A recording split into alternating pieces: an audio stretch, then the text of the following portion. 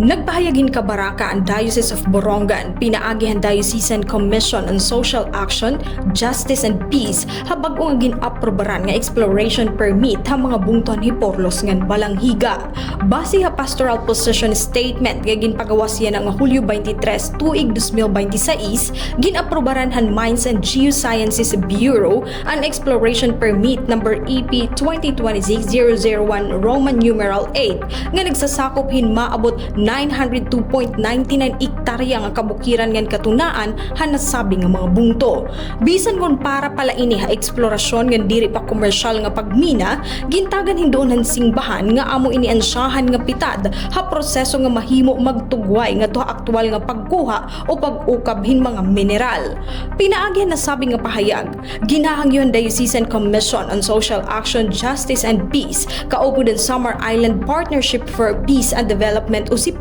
ang mga sangguniang bayan han hiporlos ngan balanghiga sugad man nga tanan nga mga sangguniang barangay nga mag-adaptar o mag-reaffirm hin mga resolusyon nga hayag nga nagkukontra o natipa haano man nga aktibidad hin pagmina ha iratagsang jurisdiksyon. Ginpapahinumdum gihapon ng singbahan ang mga eksperyensya nga dako nga danyos nga gindarahan pagmina ha iba nga partehan Eastern Samar ngan Samar Island labi na Habagakay, Humunhon Island ngan Manikani Island. Subay ha singbahan, bisan kung nag-aabri ang pagminahin mga oportunidad ha ekonomiya, dako gihapon ang negatibong epekto hini lakip na ang pagkahibang han mga kagurangan ngan watersheds, kontaminasyon han mga salugan kadagatan, pagkawara han mga ginuumhan nga tuna ngan pinangingisdaan, pagdugang han peligro han erosion, pagbaha ngan landslide, sugad man ang pagdamohan mga samok di dahiton komunidad. Ginpapahinumdum gihapon han diocese ang katutduan ha Laudato Si ni Pope Francis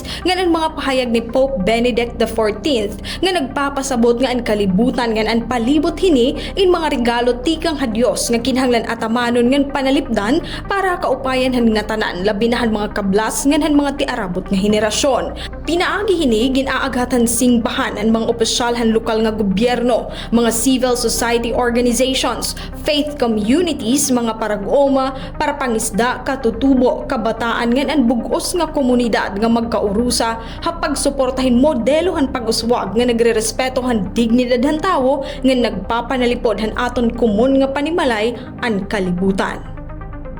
Tikang ha Syudad it Borongan, Heidi Upada, Eastern Samar News Service.